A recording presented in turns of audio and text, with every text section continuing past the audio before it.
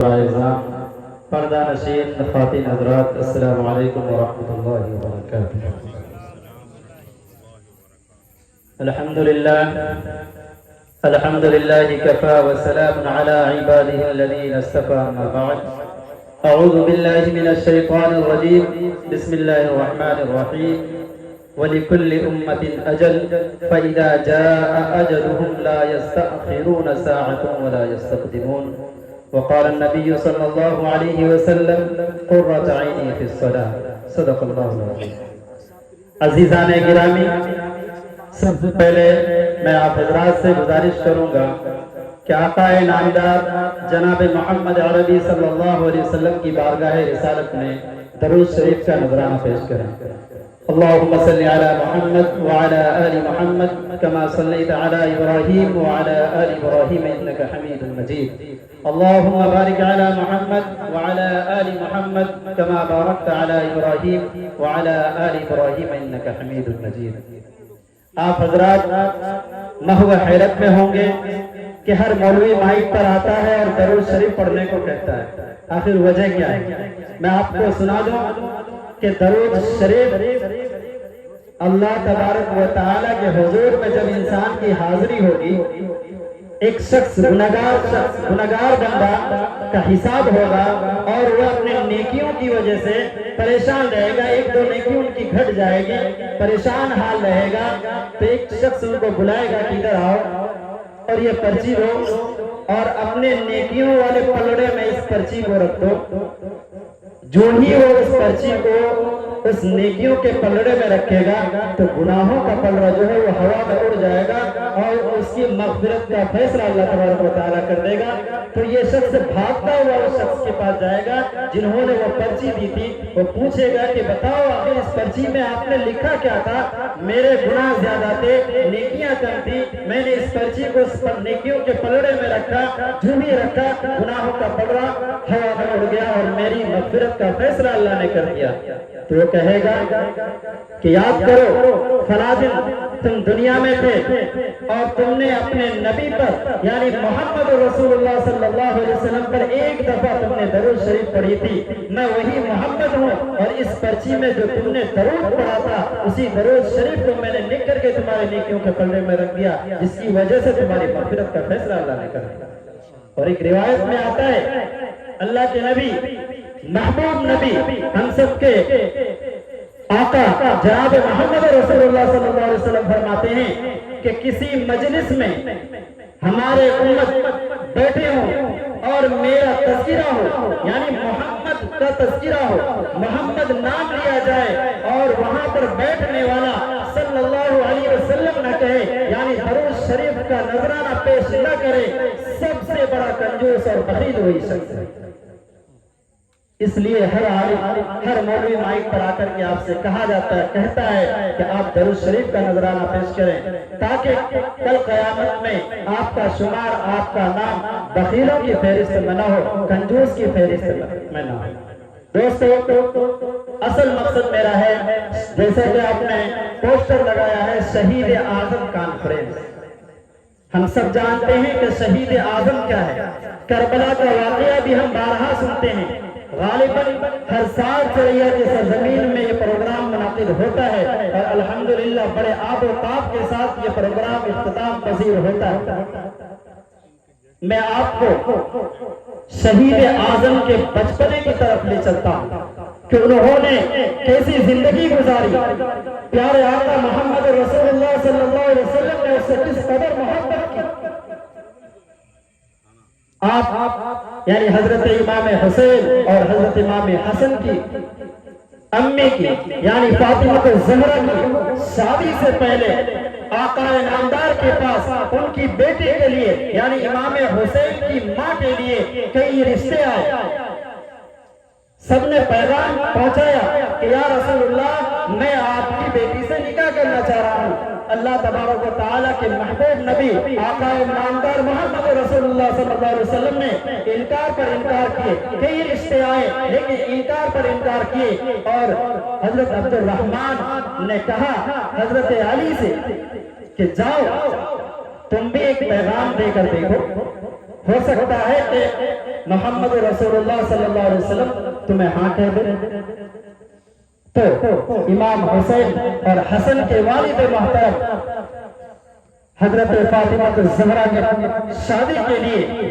اپنے سے شادی کے لیے نکاح کا پیغام لے کر کے گئے اور آپ صلی اللہ علیہ وسلم سے کہا کہ یا رسول اللہ میں آپ کی بیٹی سے نکاح کرنا چاہتا ہوں۔ اس سے پہلے جتنے بھی رشتے آئے، جتنے بھی پیغام آئے، ہمارے نبی محمد رسول اللہ صلی اللہ علیہ وسلم نے انکار کیا، لیکن جب حضرت علی کا رشتہ آیا تو انہوں نے کیا کہا؟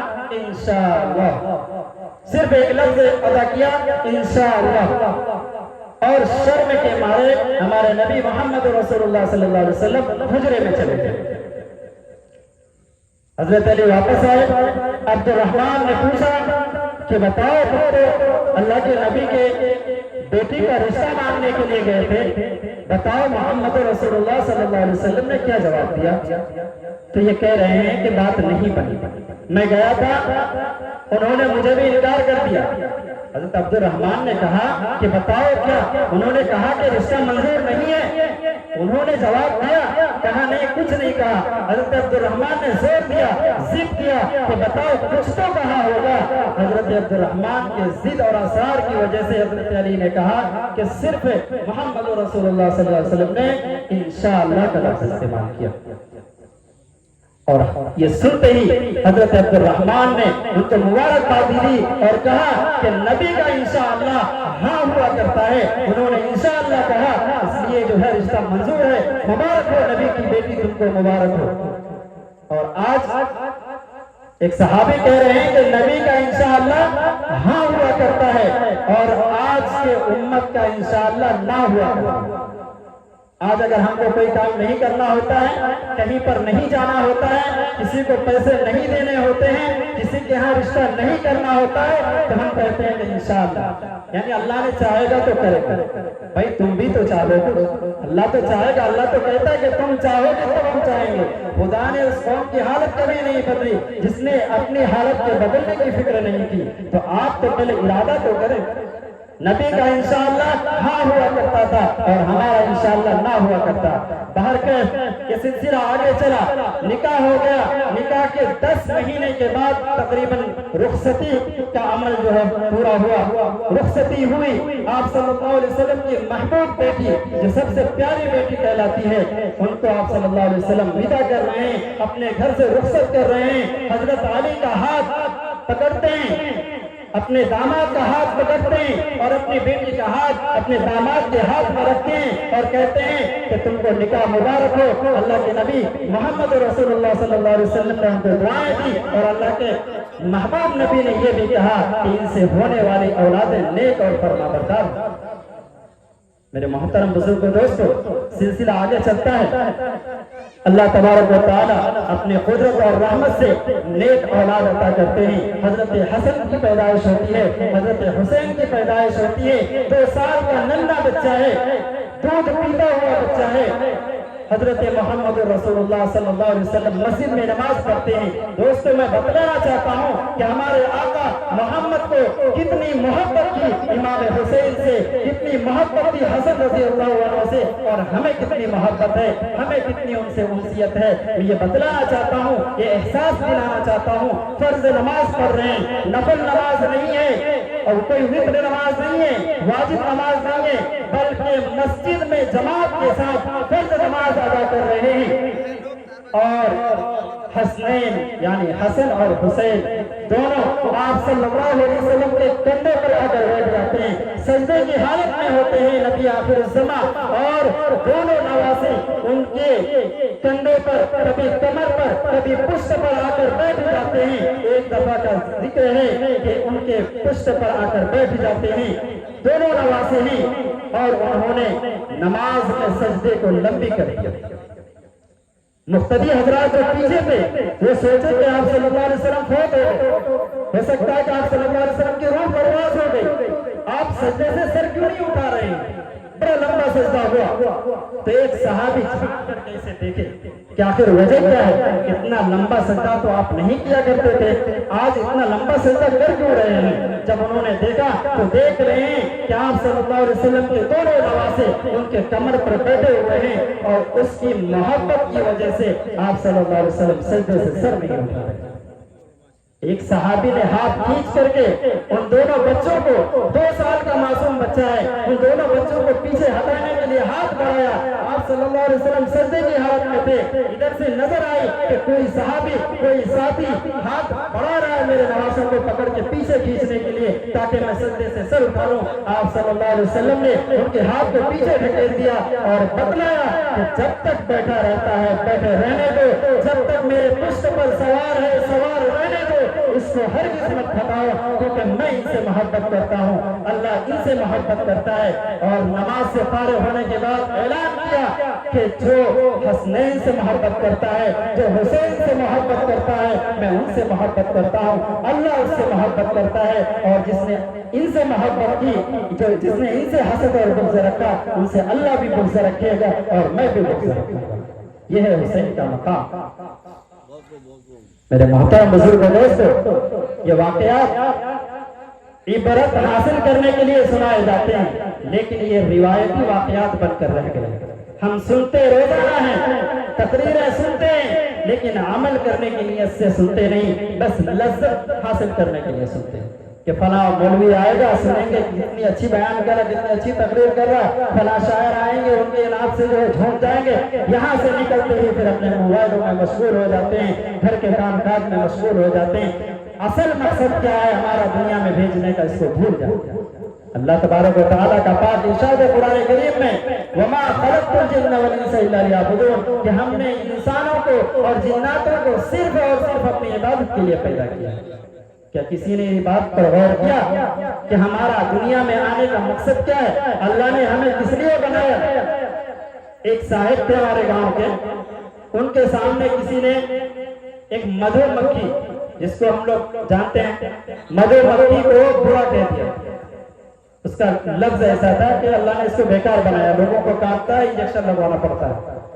اصل وہ ڈاکٹر کی دکان پہ، ڈاکٹر کے پاس میڈیکل پہ گیا ہوا تھا، انجیکشن لگوا رہا تھا، تو ان کی زبان سے، مسلمان ہے، انہوں نے کہا کہ مدھو مکھی کو بیکار بنا دیا۔ تو دوسرا شخص جو ہے ان کو جواب دے رہا ہے کہ اللہ نے کوئی چیز بلا ضرورت کے بلا وجہ نہیں بنائی۔ اچھا جواب دیا، اللہ نے ہر چیز کو کسی نہ کسی ضرورت کے تحت پیدا کیا۔ تو میں نے ان کو کہا، کیونکہ علماء کرام کو چاہے آپ کتنا ہی برا سمجھے، وہ امت کی بھلائی کے لیے ہمیشہ کوشاں رہتے ہیں اور فکر مند رہتے ہیں۔ تو میں نے ان سے کہا کہ آپ نے بہت پیاری بات کہی کہ انہوں نے کہا کہ مدھو مکھی کو اللہ نے بیکار بنایا، آپ نے کہا کہ مدھو مکھی کو کسی ضرورت کے لیے اللہ نے بنایا ہوگا۔ اللہ کی بنائی ہوئی کوئی چیز یوں ہی نہیں ہوتی ہے، کوئی چیز بیکار نہیں، کسی مصلحت کی وجہ سے اللہ نے پیدا کیا۔ میں کہا ٹھیک ہے، آپ نے بہت اچھا جواب دیا، لیکن یہ بتائیے کہ جس اللہ نے مدھو مکھی کو کسی ضرورت کے لیے بنایا ہے، کسی مقصد کے لیے بنایا ہے، آپ ذرا یہ سوچئے کیا اللہ نے آپ کو کسی ضرورت کے لیے نہیں بنایا؟ کیا اللہ نے آپ کو یوں ہی بنا دیا؟ آپ کا کوئی کام نہیں، صرف کھانا کمانا، پیسے کمانا، گھر بنانا، مکان اور محلات کو قائم کرنا، آباد کرنا، اس کے علاوہ کوئی کام نہیں۔ قرآن کریم کہتا ہے کہ ہم نے انسانوں کو، جناتوں کو اپنی عبادت کے لیے پیدا کیا۔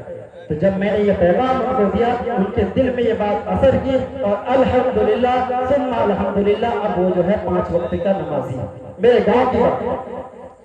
تو دوستو، کہنے کا مقصد یہ ہے، میں کہہ رہا تھا کہ انسان کو اللہ نے ضرورت کے لیے بنایا، ان کا ایک مقصد ہے، یہ آزمائش کی جگہ ہے، آزمائش کے لیے پیدا کیے گئے ہیں، یوں ہی زندگی گزارنے کے لیے نہیں، دنیا کی رنگینیوں میں کھونے کے لیے ہم نہیں بنائے گئے۔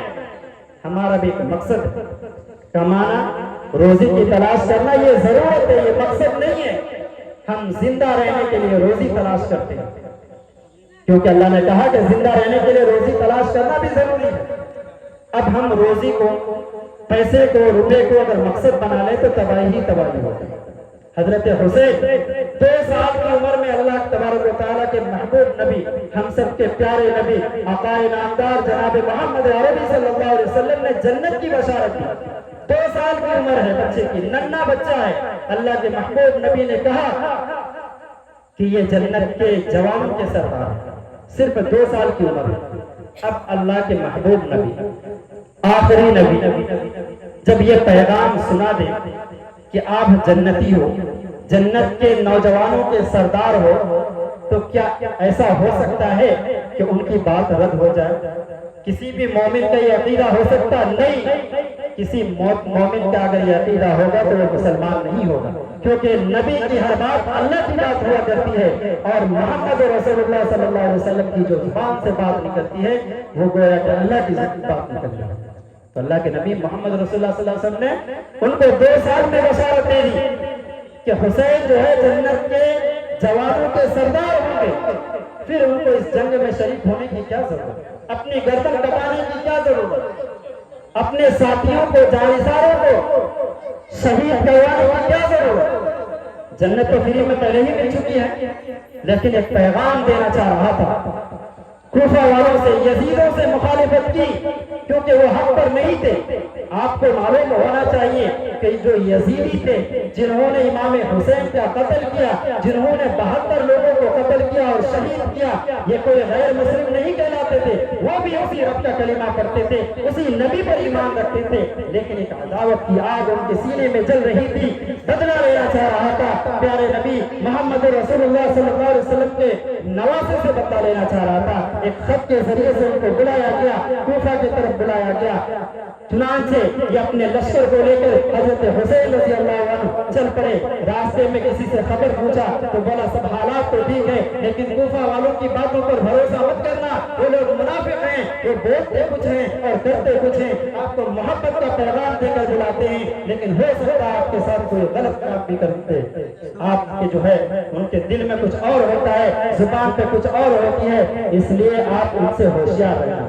لیکن چونکہ اللہ تبارک و تعالیٰ نے موت طے لکھی تھی، میں نے ایک آیت پڑھی وَلِكُلِّ أُمَّةٍ أَجَلٌ فَإِذَا جَاءَ أَجَلُهُمْ لَا يَسْتَأْخِرُونَ سَاعَةً وَلَا يَسْتَقْدِمُونَ، کہ کسی گروہ، کسی جماعت کے لیے، کسی انسان کے لیے، کسی مسلمان کے لیے، کسی غیر مسلم کے لیے، کسی سنی کے لیے، کسی بریلی کے لیے، کسی دیوبندی کے لیے، کسی شافعی کے لیے، حتیٰ کہ کسی بھی جاندار کے لیے اگر اللہ نے ایک موت کا وقت مقرر کر دیا ہے تو 1 منٹ تو دور کی بات 1 سیکنڈ کی بھی فرصت نہیں ملے گی۔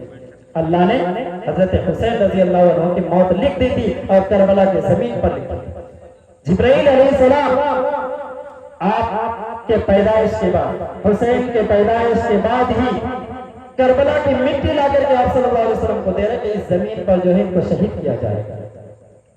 آپ صلی اللہ علیہ وسلم کی زیادہ محبت اپنے نواسوں سے کرنے کی ایک وجہ یہ بھی تھی کہ آپ کو معلوم تھا کہ ایک نواسا، جس کو ہم ناتی بولتے ہیں، بیٹی کا لڑکا یعنی نواسا، ایک نواسا کو زہر دے کر مارا جائے گا۔ حضرت حسن رضی اللہ عنہ کو کئی دفعہ زہر پلایا گیا، آخر میں جب زہر دیا گیا اس قدر جو ہے وہ زہر جو ہے آلودگی کے ساتھ تھا کہ ان کی آنتوں کو چیر دیا اور پخانے کے راستے سے خون نکلتا تھا، اور اپنے بھائی کو بلا کر کے حضرت حسین کو کہا کہ میرے بھائی اس بار جو مجھے زہر دیا گیا ہے یہ بہت ہی سخت ہے، میں اس کی جو ہے شدت برداشت نہیں کر پا رہا ہوں۔ تو حضرت حسین نے کہا کہ میرے پیارے بھائی بتاؤ یہ کس نے زہر دیا؟ تو حضرت حسن نے کہا کہ اگر میں بتا دوں تو تم اس سے بدلہ لو گے، اس کو قتل کرو گے؟ کہا ہاں میں اس کو قتل کروں گا۔ تو حضرت حسن نے کہا دیکھو نبی کی اولادیں ہیں، نبی کی آل ہے۔ انہوں نے کہا کہ نہیں میں ایسا نہیں کر سکتا، مجھ کو جس پر شک ہے اگر میں نے کہہ دیا کہ فلاں شخص نے دیا تم ان کو قتل کر دو گے، اور ہو سکتا ہے کہ میرے گمان کے مطابق وہ شخص زہر دیا ہے، اگرچہ وہ شخص زہر نہیں دیا ہے تو تم ناک ان کا خون بہاؤ گے، کل قیامت میں مجھے اس کا حساب دینا پڑے گا۔ حالانکہ ان کو معلوم تھا کہ فلاں شخص زہر دیا، لیکن پھر بھی محبت کا پیغام دنیا کو دے رہے ہیں، معلوم ہونے کے بعد بھی بدلہ نہیں لے رہے، محبت اور انسیت کا پیغام پہنچا رہے ہیں امت کو۔ لہٰذا میں کہہ رہا تھا کہ حضرت حسین کربلا پہنچے، کوفہ پہنچے، لڑائی شروع ہوئی۔ میں مختصر کرتا ہوں چونکہ علماء کرام کی لمبی فہرست ہے۔ کربلا کے میدان میں پہنچے، لڑائی شروع ہوئی، ایک ایک جاتے جانثاران حسین جاتے اور سینکڑوں کی گردنیں اڑاتے۔ جب کوفہ والوں نے دیکھا کہ ان لوگوں نے تو موت اور حیات زندگی کا اور موت کا سودا کر چکا، اس کو موت سے خوف نہیں ہے، یہ تلواریں اس طرح چلا رہے ہیں، اس کو ڈر ہی نہیں کہ مجھ کو بھی تلوار لگ سکتی ہے، مجھ پر بھی نیزے برس سکتے ہیں، مجھ پر بھی تیر اور بھالے کا اثر ہو سکتا ہے، ان کو تو خوف ہی نہیں ہے۔ لہذا اپنے ساتھیوں کو، اپنے جماعت کو کہتے ہیں کہ اب تم اکیلے وار نہیں کرو گے، پورے جھنڈ، پوری جماعت ایک ساتھ جو ہے حملہ آور ہو جاؤ تاکہ حسینی لشکر کو شکست دیا جائے۔ چنانچہ پورا لشکر ہزاروں کی تعداد میں، ادھر صرف 72، ایک روایت میں آتا ہے 102، دوسری روایت میں آتا ہے کہ 104، لیکن صحیح روایت جو ہے 72 کا ہے۔ اور چونکہ 102 اور 104 لوگوں کی جو جماعت بتائی جا رہی ہے، اس میں کچھ لوگ زخمی ہو گئے تھے اس جنگ میں اور بعد میں شہید ہوئے، ان کو جوڑ کر کے 102 یا 104 بھی ہوتا ہے، لیکن 72 کا قول مشہور ہے۔ 72 لوگوں کی جماعت حضرت حسین رضی اللہ عنہ کے ساتھ ہے، اور دشمنوں کا لشکر، یزیدی لشکر ہزاروں کی تعداد میں ہے، لڑائی شروع ہو جاتی ہے۔ حضرت حسین رضی اللہ عنہ کا جو ہے بیٹا کہتا ہے کہ یا ابو مجھے اجازت دیجئے کہ پہلے میں شہید ہو جاؤں، ان دشمنوں کا مقابلہ پہلے میں کروں، میں نہیں چاہتا کہ میری آنکھوں کے سامنے آپ کو شہید کیا جائے۔ ایک بیٹا کہہ رہا ہے، درد دل لے کر کے سنیے دوستو، ایک بیٹا باپ سے کہہ رہا ہے کہ ابو جان پہلے مجھے اجازت دیجئے کہ پہلے میں لڑ کر مر جاؤں، میں شہید ہو جاؤں، کیونکہ میری آنکھوں میں اتنی طاقت نہیں ہے کہ آپ کی موت کو میں اپنی آنکھوں سے دیکھ سکوں۔ حضرت حسین اجازت دیتے ہیں، لڑتے ہی لشکر جرار کی طرح کود پڑتے ہیں میدان میں، اور کئی لوگوں کو موت کی گھاٹ اتار کر، گردنیں اتار کر پھر وہ بھی جاں بحق ہو جاتے ہیں۔ اس کے بعد حضرت حسین کا بھتیجا بہت خوبصورت، جب وہ میدان میں اترتے ہیں تو یوں لگتا ہے کہ آسمان سے چاند اتر آیا زمین پر، بہت خوبصورت تھے۔ وہ آگے بڑھے اور دشمنوں کے نرغے میں پھنس گئے، جھنڈ میں چلے گئے، تلوار چلانے لگے، کئی لوگوں کو قتل کیا۔ اس کے بعد ہوا یوں کہ ایک نے اس پر وار کیا، یزیدی لشکر نے اس پر وار کیا، اس کے بعد وہ گر پڑے اور چچا کہہ کر کے پکارے، یعنی حضرت حسین کو آواز دی۔ حضرت حسین کے زخم سے چور ہو چکے تھے، خون کے فوارے بہ رہے تھے۔ حضرت حسین دشمنوں کے جھنڈ کو، دشمنوں کی جماعت کو چیر کر کے اپنے بھتیجے کے پاس پہنچا، اور ایک آہو بکا کی آواز آ رہی تھی، ہر طرف تیر اور کیا کہتے ہیں نیزوں کی آوازیں تھی، تلواروں کی جھنجھناہٹ نے لوگوں کے دماغ خراب کر دیے تھے۔ حضرت حسین نے کہا کہ بھتیجا آج میں بے بس ہوں، آج میں مجبور ہوں، آج میں تیری مدد نہیں کر سکتا، میں خود زخموں سے چور ہوں۔ چنانچہ ہوتا یوں ہے کہ ان کا بھتیجا بھی جو انتقال کر جاتا ہے، شہید ہو جاتا ہے۔ اس کے بعد ایک کے بعد ایک سب لوگ شہید ہو جاتے ہیں۔ حضرت حسین کی گود میں ایک ننھا سا بچہ ہوتا ہے، ایک بچہ ہوتا ہے، اس کو علی اصغر ہم لوگ کہتے ہیں۔ یزیدی لشکر تیر چلاتے ہیں اور خرطوم پہ آ کر تیر لگ جاتے ہیں۔ اللہ کو کرنا مقصد تھا، اللہ کو دکھانا تھا۔ اللہ نے پہلے موت طے کر دی تھی، اگر اللہ کا حکم ہوتا تو وہ تیر ادھر ادھر بھی جا سکتی تھی۔ اتفاقاً یہ ہوا کہ ان کے خرطوم پہ لگا اور انہوں نے گردن کو نیچے موڑ دیا، وہیں جاں بحق ہو گئے، وہ بچے بھی شہید کر دیے گئے۔ اور حضرت حسین نے اس بچے کے خون کو اپنے ہتھیلی میں لے کر کے آسمان کی طرف اٹھایا اور اللہ سے کہا کہ یا اللہ اگر تجھے یہی منظور ہے، یہ قربانی اگر تجھے پسند ہے تو میں یہ قربانی دینے کو تیار ہوں۔ اس جنگ سے پہلے میں اصل جو پیغام دینا چاہ رہا ہوں آپ کو، وہ پیغام یہ ہے کہ جب جنگ شروع ہو رہا تھا تو ظہر کی نماز کا وقت ہو رہا تھا، سورج ڈھلنے کے قریب تھا۔ حضرت حسین رضی اللہ عنہ نے اجازت مانگی، یزیدی لشکر سے اجازت مانگی کہ نماز کا وقت ہو گیا، کیونکہ مسلمان کہلاتے تھے نا وہ بھی، یزیدی بھی مسلمان اپنے آپ کو کہتے تھے کہ میں بھی مسلمان ہوں، تو مسلمان تھے اس لیے انہوں نے نماز کی اجازت مانگی کہ نماز کا وقت ہو چکا ہے، آپ جنگ کو جو ہے روک دیجیے، پہلے نماز پڑھ لیتے ہیں، ظہر کا وقت ہو چکا ہے۔ چنانچہ جانثارہ نے، حسین نے التجا لے کر کے یزیدی لشکر کے پاس گیا اور کہا کہ ہم لوگ چاہتے ہیں کہ کچھ دیر بیٹھ کے پہلے نماز پڑھ لیں۔ نماز حضرت حسین اجازت نہیں ملتی ہے تو حضرت حسین آدھے ساتھیوں کو لے کر نماز پڑھتے ہیں اور آدھے ساتھیوں کو کہتے ہیں کہ آپ لوگ گاڑی کیجیے، آپ لوگ دیکھیے ان لوگوں سے مقابلہ کیجیے، یزیدی لشکر کو روکیے، ہم لوگ نماز ادا کریں، جب ہماری نماز ادا ہو جائے گی تو پھر آپ نماز پڑھ لیجیے گا، ہم کیا کریں گے ان کا مقابلہ کریں۔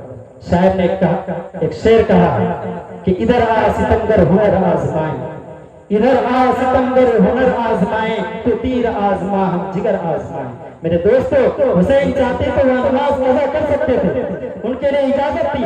وہ مجھے اگر خدا کی قسم کھا کر کہنا پڑے تو میں کہہ سکتا ہوں کہ اگر حسین نماز کو کیا اس جنگ میں شریک نہیں ہوتے تب کیا جنتی تھے، کیونکہ آپ صلی اللہ علیہ وسلم نے ان کو بچپن میں ہی بشارت دے چکی تھی کہ آپ جنت کے جوانوں کے سردار ہیں۔ اس کو جنگ میں جانے کی کوئی ضرورت نہیں تھی، پھر بھی جنگ میں گئے۔ جنگ میں جانے کے بعد بھی تلواروں کے سائے میں، نیزوں کے سائے میں جو ہے نیزوں کی جھنجھناہٹ میں نماز کو ادا کیا، اور ہم گھروں میں بیٹھ کر نماز ادا نہیں کر رہے ہیں۔ کہاں کا انصاف ہے؟ کہاں سے ہم جنتی ہیں؟ بتا دیجیے۔ صرف حسینی نعرہ لگا دینے سے مسلمان ہم نہیں ہو جائیں گے، حسینی نعرہ لگا دینے سے ہمارے لیے جنت واجب نہیں ہو جائے گی۔ اللہ کے نبی محمد رسول اللہ صلی اللہ علیہ وسلم کی پیاری حدیث ہے، الصلاۃ عماد الدین فمن اقامها اقام الدین ومن هدمها هدم الدین۔ جس نے نماز کو قائم کیا اس نے دین کے ستون کو قائم رکھا، دین کے پلر کو، دین کے کھمبے کو اس نے برقرار رکھا، اور جس نے نماز کی پرواہ نہیں کی اس نے دین کے ستون کو اٹھا دیا۔ اب بتائیے کہ جس نے دین کے ستون کو، کسی گھر کے کھمبے کو گرا دیا جائے تو چھت باقی رہے گی؟ نہیں رہے گی۔ ہم نماز ہی نہیں پڑھتے اور ہم کہتے ہیں عاشق رسول ہیں، ہم نماز نہیں پڑھتے ہم کہتے ہیں حسینی، ہم حسینی ہیں، ہم سنی ہیں، ہم یہ ہیں، ہم وہ ہیں۔ کچھ بھی نہیں ہے اگر آپ نمازی ہیں۔ نماز ایمان کے بعد، توحید کے بعد اگر کسی چیز کی پوچھ ہوگی قیامت میں تو سب سے پہلے نماز کی ہوگی، اور ہم سب سے پیچھے نماز کی۔ یہ ذہن میں بٹھا لیجیے۔ بہت سارے علماء کرام آتے ہیں نبی کی نام کی عظمت کی وجہ سے، حسین کے مرتبہ کی وجہ سے وہ نعرہ لگوا دیتے ہیں، کہتے ہیں کہ نعرہ لگاؤ، نعرہ لگانے والے جنتی ہوں گے۔ بے شک اس میں کوئی شک نہیں ہے، محمد صلی اللہ علیہ وسلم کی تعظیم اگر ہمارے سینے میں ہے، اللہ کے رسول کے دین کو اگر ہم فالو کرتے ہیں، ہم مانتے ہیں، ایمان رکھتے ہیں، تو ہم جنتی تو ہیں، لیکن پہلے ہماری پٹائی اور پٹائی ضرور ہو۔ اگر ہم نماز نہیں پڑھتے ہیں تو یوں ہی نہیں بخش دیے جائیں گے۔ نماز کسی بھی حالت میں مرد کو معاف نہیں، ہاں ماں بہنوں کو معاف ہے، کچھ ایام حیض میں، ایام نفاس میں، مسلمان مرد کو نماز معاف ہی نہیں ہے۔ آپ چاہیں گے کہ ہم ایک بار توبہ کر دیں، نماز نہیں پڑھے، جو پچھلی نمازیں چھوٹ گئی ہے بنا نماز پڑھے ہم توبہ کر دیں گے تو معاف ہو جائے گا؟ نہیں ہوگا۔ آپ کسی بھی عالم سے پوچھ لیجئے، کسی مفتی سے پوچھ لیجئے، آپ کسی بھی مسلک کے عالم سے پوچھ لیجئے کہ میں نے زندگی میں 100 نمازیں چھوڑی، ایک ہی نماز چھوڑی، ایک وقت کی نماز چھوڑی، میں اس نماز کو ادا نہیں کروں گا، کیا میرا نماز چھوڑنے کی وجہ سے سزا نہیں ہوگی؟ آپ کا وہ عالم ضرور کہے گا کہ ضرور آپ کو سزا ہوگی، اس کی ادا آپ کرنی۔ اگر قضا ہو گئی ہے تو اس کو ادا کیجیے۔ صرف توبہ کرنے سے قبول نہیں ہو جائے گی، توبہ کر دیے تو نماز معاف، ایسا نہیں ہوتا ہے۔ نماز کو ادا کرنا پڑے گا۔ اس لیے ہم لوگ عہد کریں کہ اگر حسین سے محبت کرتے ہیں تو حسین نے جس پیغام کو ہم تک پہنچایا ہے، سر سجدے میں رکھ کر کے کربلا کے میدان پر بھی نماز کو ادا کیا۔ اللہ کے محبوب نبی، ہم سب کے تاجدار، مدینے کے جو ہے بطحا محمد رسول اللہ صلی اللہ علیہ وسلم کا آخری جو پیغام تھا، جب دنیا سے جا رہے تھے اس وقت بھی کہا کہ اے مومنوں، اے مسلمانوں، نماز کو مت چھوڑنا، نماز کو مت چھوڑنا۔ جس نے نماز کو چھوڑ دیا اس نے دین کے ستون کو اٹھا دیا، اس نے دین کے ستون کو قائم رکھنا ہے، اس کو نماز پڑھتے رہنا ہے۔ اللہ کے نبی محمد رسول اللہ صلی اللہ علیہ وسلم سے چلا نہیں جا رہا ہے لیکن مسجد کی طرف جا رہے، 2 سعودیوں کا سہارا لے کر کے مسجد گئے اور نماز کو ادا کیا۔ کیا چیز کی ضرورت تھی؟ محبوب نبی تھے، بخشائے نبی تھے، سارے نبیوں کے سردار تھے، ہم سب کے آقا اور تاجدار تھے، لیکن نماز کو مرنے کے وقت بھی، اس جہاں سے رخصت ہونے کے وقت بھی نماز کو نہیں چھوڑا۔ وہ بخشائے نبی نے نماز کو نہیں چھوڑا۔ ہم کس غفلت میں ہیں کہ ہم نماز چھوڑ دیں گے؟ حسینی نعرہ لگانے سے ہماری نماز معاف نہیں ہو جائے گی دوستو، محمدی نعرہ لگانے سے معاف نہیں ہو جائے گی۔ ہاں، محمدی نعرہ لگانے سے ہمیں اجر ضرور مل جائے گا، ثواب ضرور مل جائے گا، حسینی نعرہ لگانے سے ثواب ضرور ملے گا، ہمارے نامہ اعمال میں نیکیوں کا اضافہ ضرور ہوگا، لیکن ہماری نمازیں معاف نہیں ہوگی۔ جس نے نماز کو قائم کیا اس نے دین کو قائم رکھا، اور جس نے نماز ادا نہ کی وہ اپنے آپ کو مسلمان سمجھے ہی نہیں۔ ہمارے 4 امام ہیں، جیسے ہم لوگ امام ابو حنیفہ کے ابتدا کرتے ہیں۔ تو 4 امام میں سے ایک امام ہے، وہ کہتا ہے کہ بے نمازی کو مسلمانوں کے قبرستان میں دفن ہی مت کرو، کیونکہ اس پر عذاب ہوگا، اور اس عذاب کی وجہ سے جو مومن بن کے اس قبرستان میں دفن ہے اس کو بھی عذاب ہوگا۔ میرے دوستو، میں اپنے پیغام کو ختم کرتا ہوں۔ آپ لوگ ایک بار سب لوگ ہاتھ اٹھا کر وعدہ کریں، عزم کریں کہ محمد کے لائے ہوئے دین کو، حسین رضی اللہ عنہ کے پیغام کو ہم لوگ یوں ہی مٹنے نہیں دیں گے۔ انشاءاللہ ہم لوگ آج سے 5 وقت کی نماز باجماعت ادا کریں۔